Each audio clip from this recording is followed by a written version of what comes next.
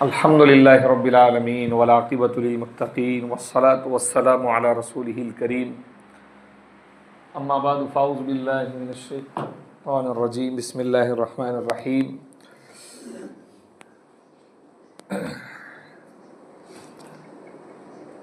या अय्युहल्लज़ीना आमनू ला तक़रबुस्सलाता व अंतुम सुकारा हत्ता तअलमू मा तक़ूलून वला जुनुबन इल्ला आबिरी सबील। सदक़ल्लाहुल अज़ीम। मोहतरम और मुकर्रम हाज़रीन, गुज़िश्ता वज़ू के बयान आपके सामने मुकम्मल अल्हम्दुलिल्लाह हो गए। अब इसके बाद आदमी वज़ू के अंदर भी बाज़ मरतबा लोगों को कुछ बीमारियाँ ऐसी होती है, अल्लाह हमारी हिफाजत फरमाए उन बीमारियों से,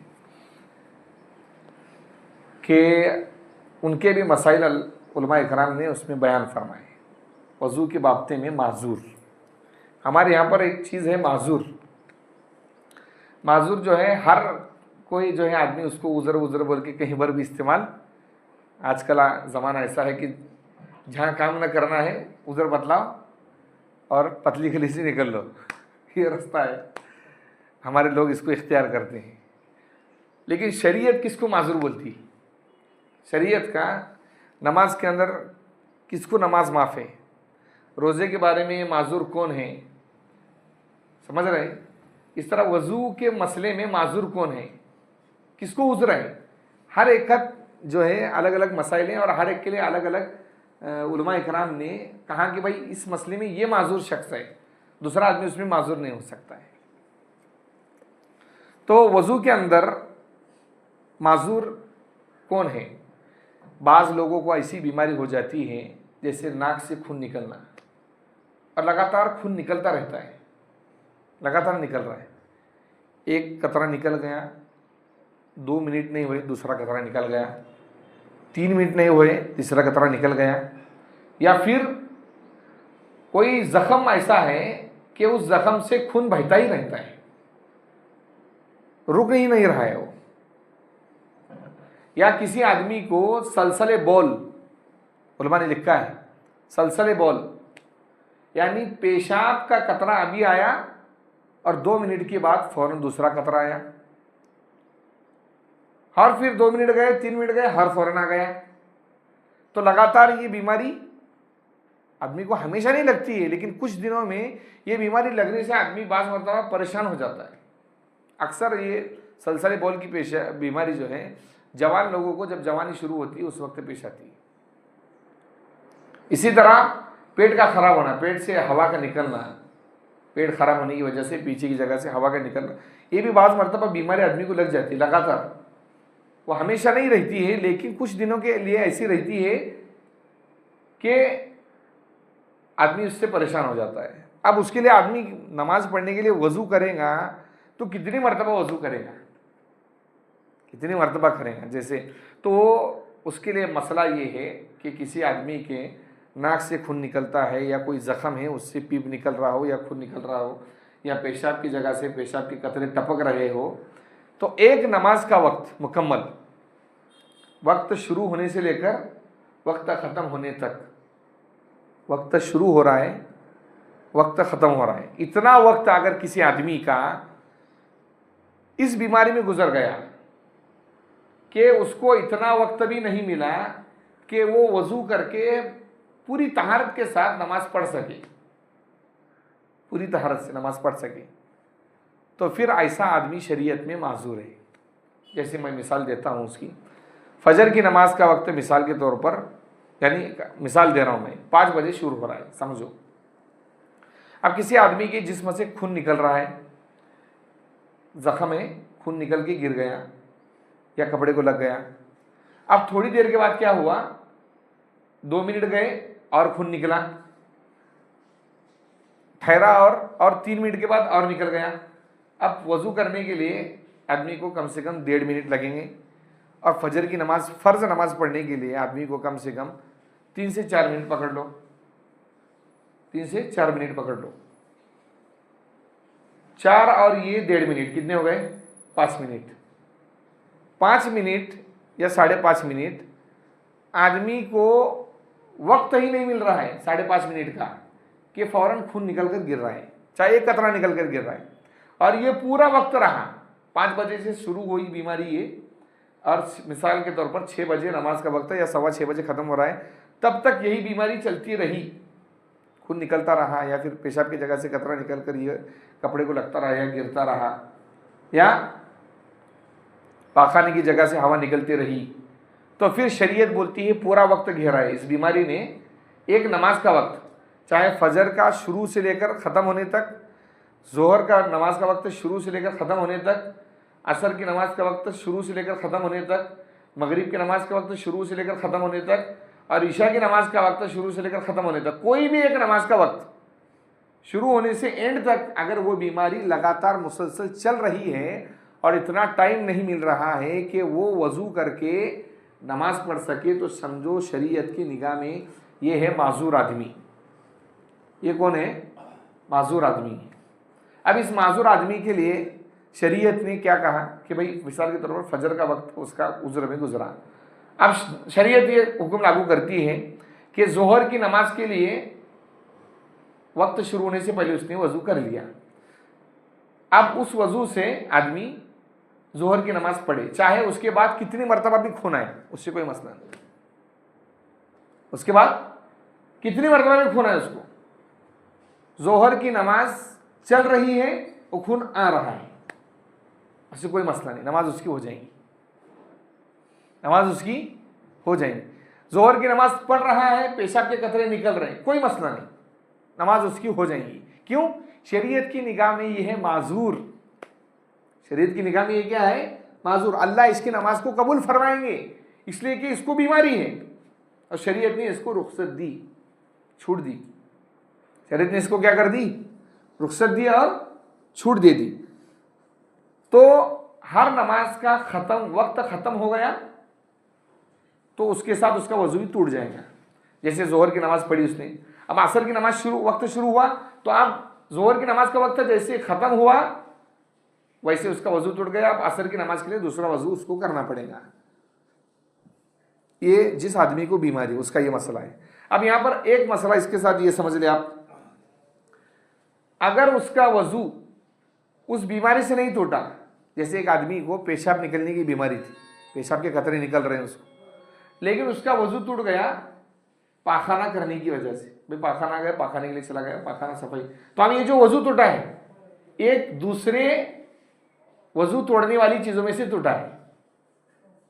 भाई वज़ू तोड़ने वाली 8 चीज़ें जो हमने गुज़िश्ता जुमा में बयान की, तो ये इस उज़र से नहीं टूटा, दूसरे किसी वजह से वज़ू टूटा है, तो उस आदमी को और दोबारा वज़ू करना पड़ेगा। ये मसला है। अगर कोई आदमी जो माजूर है वो फजर के वक्त में माजूर हो गया, अब जोहर की नमाज उसने उस उज़्र से पढ़ ली, लेकिन जोहर की नमाज जब उसने पूरा वक्त, जोहर की नमाज कब से शुरू हो रहा है, मिसाल के तौर पर 1:45 बजे से शुरू हो रहा है और ख़त्म हो रहा है 4:30 बजे, 4:45 बजे ख़त्म हो रहा है, मिसाल दे रहा हूँ। अब इतना वक्त में उसका खून ही नहीं भागा, एक मरतबा भी खून ही नहीं निकला, जैसे मिसाल के तौर पर खून निकलने की बीमारी हो उसको नाक से या फिर जख्म से निकल रहा हो, या फिर पेशाब का कतरा एक भी नहीं आया, तो अब ये दोबारा तंदुरुस्त तो माना जाएगा शरीयत की निगाह में। अब इसको क्या करना पड़ेगा? मुकम्मल तहारत का वक्त, कपड़े की सफाई के साथ और वजू इसके साथ उसको क्या करना पड़ेगा? नमाज पाकी और सफाई के साथ पढ़ना पड़ेगी। अब ये बीमारी उसके लिए उज़्र नहीं मानी जाएगी।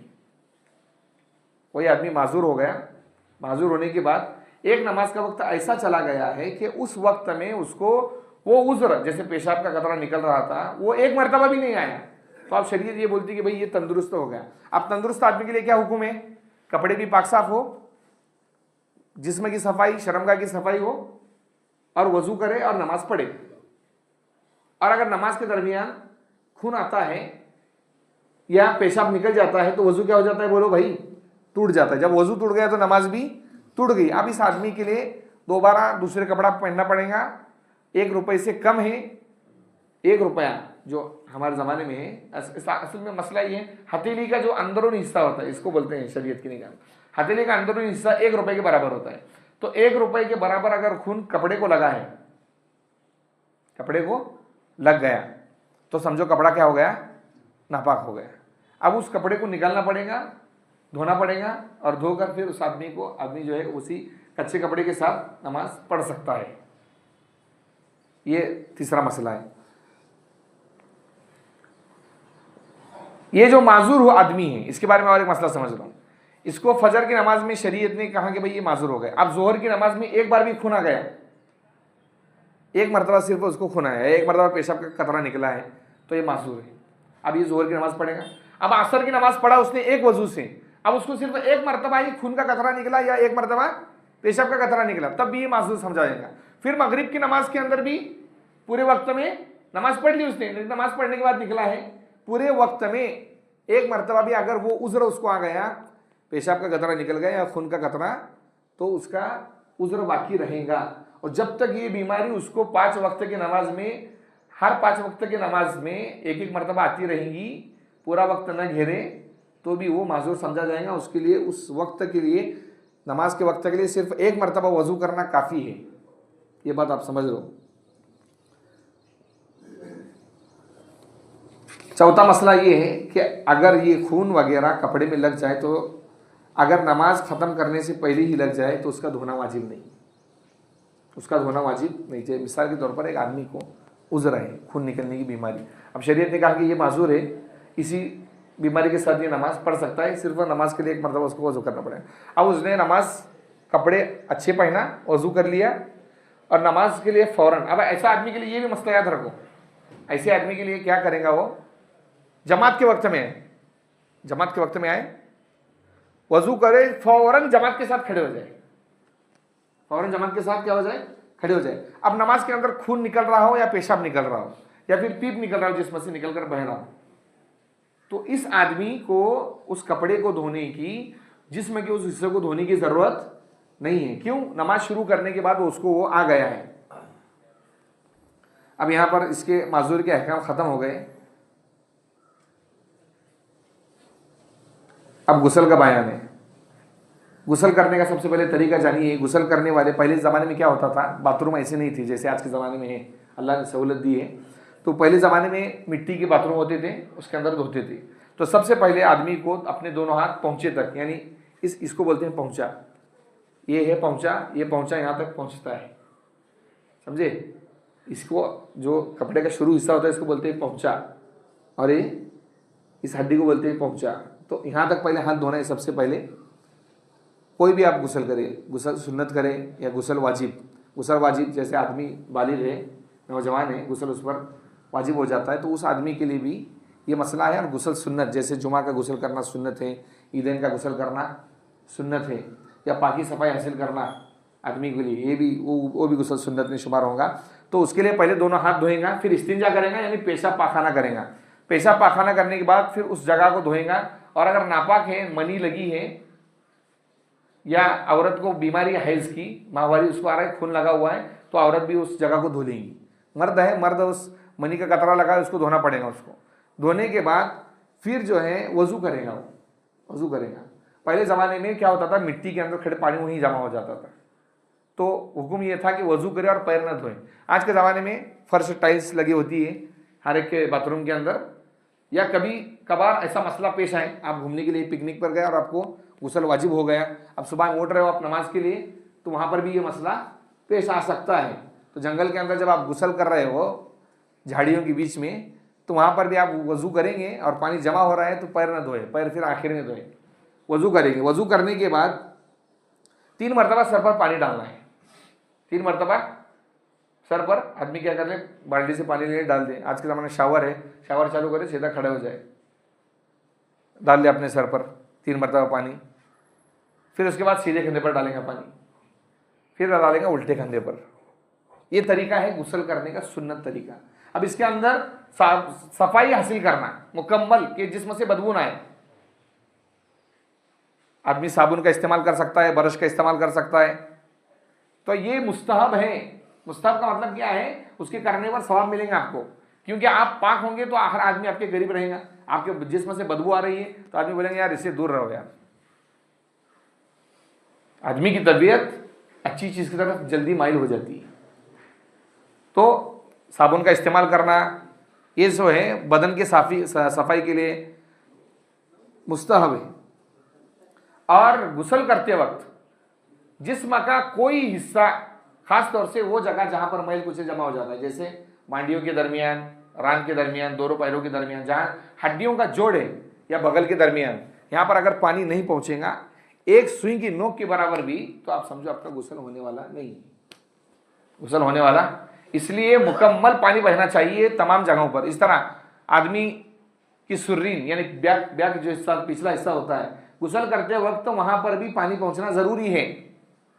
अगर किसी आदमी की खतना नहीं हुई तो उसकी पेशाब की जगह पर नलकी, पानी की नलकी पर चमड़ा आ जाता है, उस चमड़े के अंदर भी पानी पहुंचाना जरूरी है। याद रखिए बात मैं जो बोल रहा हूं, वहां पर भी पानी पहुंचाना क्या है, जरूरी। तो जिस्म का कोई हिस्सा ऐसा न हो जहां पर पानी न पहुंच जाए, वरना आपका गुसल होने वाला नहीं है। इसी तरीके से दूसरा तीसरा मसला यह है कि गुसल करते वक्त आदमी का मुंह किबले की तरफ नहीं होना चाहिए।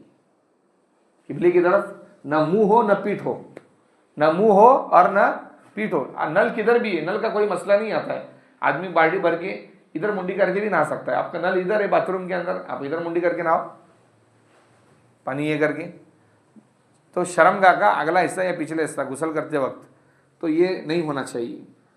गुसल करते वक्त बातें ना करे, और गुसल के बाद अपना बदन किसी कपड़े से साफ कर ले, और बदन ढकने में जल्दी करना चाहिए। इसलिए हदीस पाक में आता है, जब आदमी गुसल पाखाने के लिए जाता है तो शैतान उसकी शर्मगाह से खेलता है।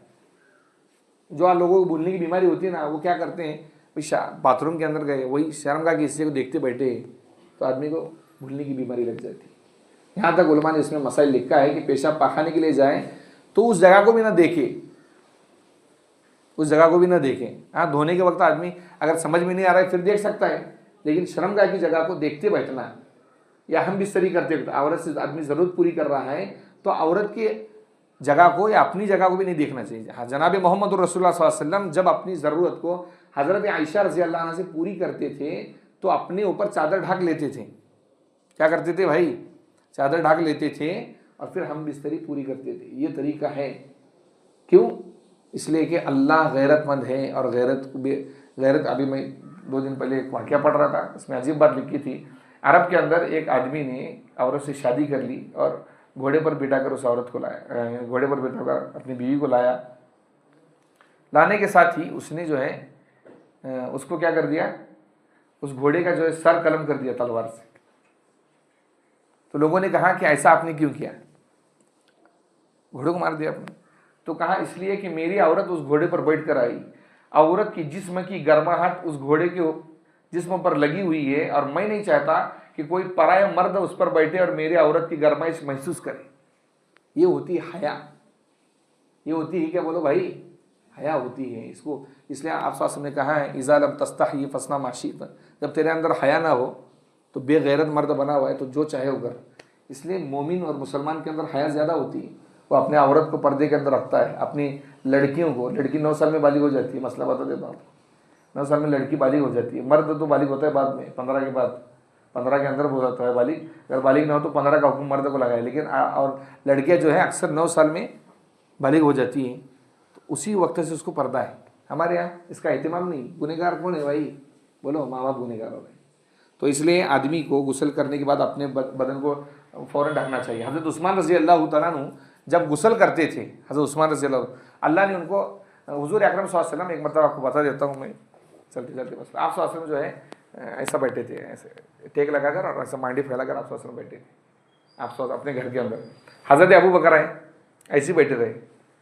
हज़रत अबू बकर साहबा में सबसे बड़ा मर्तबा उनका है, बैठे रहे। फिर उसके बाद जो है थोड़ी देर के बाद हज़रत उमर आए, फिर भी ऐसे बैठे आप सल्लल्लाहु अलैहि वसल्लम। और हज़रत उस्मान रज़ी अल्लाह तआला आने के बाद आप सल्लल्लाहु अलैहि वसल्लम ने कपड़ा दुरुस्त कर दिया और सीधा बैठ गए, लुंगी दुरुस्त कर लिया अपनी और सीधा बैठ गए। तो सहाबा ने पूछा कि अल्लाह के नबी, हज़रत अबू बकर है, हज़रत उमर है, तब तो हज़रत उस्मान, तो कहा हज़रत उस्मान वो हैं जिनसे फरिश्ते भी शर्म करते हैं।